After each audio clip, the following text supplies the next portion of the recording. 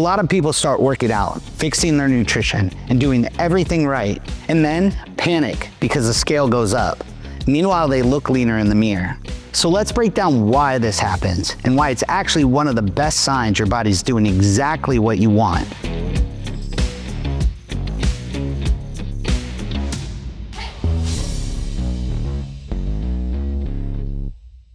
These weigh the same. This one's 5 pounds of muscle, and this is 5 pounds of fat, but they don't behave the same in your body.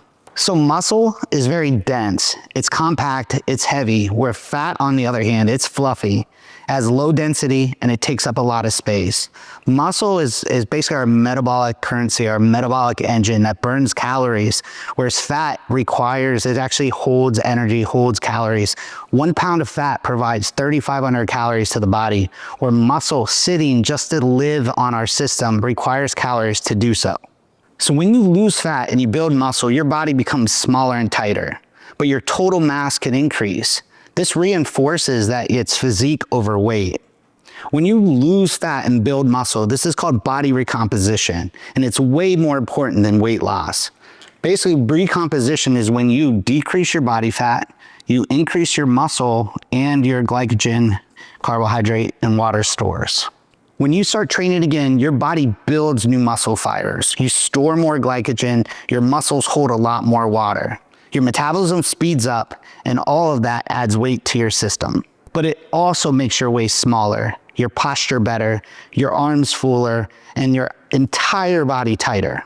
When you train and eat better, your muscles start storing glycogen again, which is a good thing. Basically, for every gram of glycogen, you're gonna hold about 3 to 4 grams of water. This improves pumps, energy, and strength. So yes, it adds a few pounds, but it's literally your body upgrading. When you're not gaining fat, you're gaining fuel. When your muscle goes up, your metabolism speeds up, it gets faster. When your fat goes down, inflammation goes down. And when your glycogen goes up, your performance gets way better. So all in all, having more muscle, less fat, and increased glycogen is gonna help you out across the board with so many aspects in your life. And that's why the scale becomes completely useless. Your entire internal chemistry is shifting. So I wanna give you guys an example. We're gonna look at 2 scenarios. We have person A, who is 155 pounds, higher fat, lower muscle, and they look soft. Then you have person B, which has 160 pounds, 5 pounds more weight, lower fat, higher muscle, and they look leaner, smaller, and stronger. Someone's 5 pounds heavier can look dramatically leaner because muscle takes up less space. Leaner doesn't always mean lighter, it means healthier. I like to use myself for example. Clinically, I'm obese. Per my height, per my weight, and my muscle mass, I'm considered obese on the BMI, but I'm not obese as you see. It's because I do carry a lot more muscle tissue, which makes me look a lot more unhealthy on paper than I do in person. So don't always go by weight on the scale. We need to look at the composition of that weight.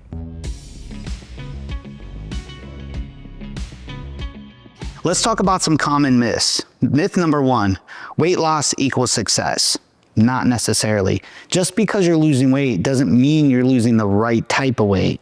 If you're losing weight, but you're losing your muscle because you're not eating enough food, you're working out too hard, a lot of times you're losing the very thing that requires you to have a good metabolism that allows you to keep a calorie deficit and lose fat. So once again, weight loss is not success, composition loss. You should be focused on losing fat, not muscle. Myth number 2, weight gain equals wrong direction.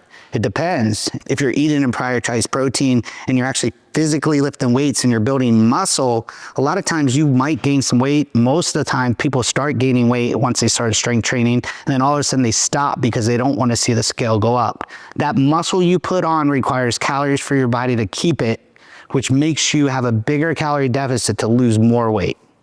Myth number 3, water retention is bad.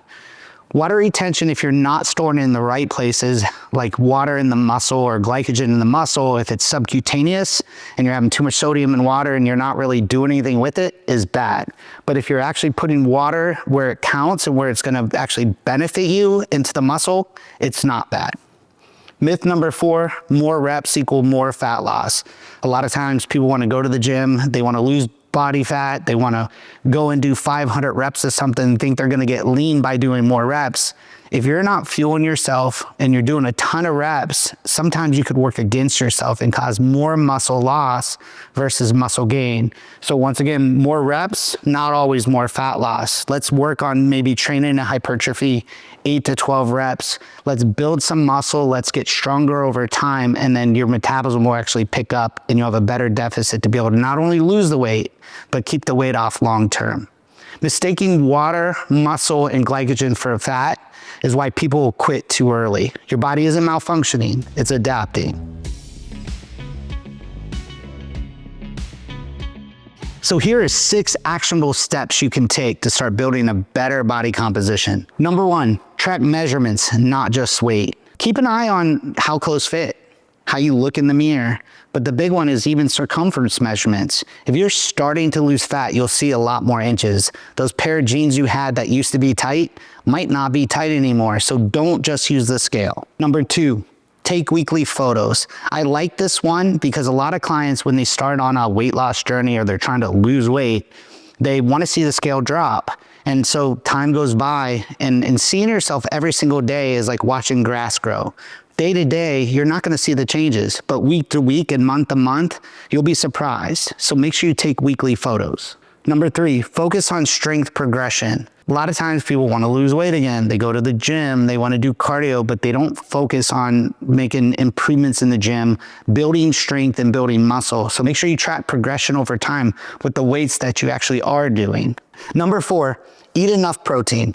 A lot of people start on a journey, they don't prioritize protein and they lose a crap ton of weight and they get stuck because they lost a lot of muscle. You should be shooting for anywhere from 0.8 to 1 gram per pound. This will assure that you have enough protein to help not only keep the muscle you have, but also build new muscle, which is going to give you overall a better body composition and a better metabolic rate.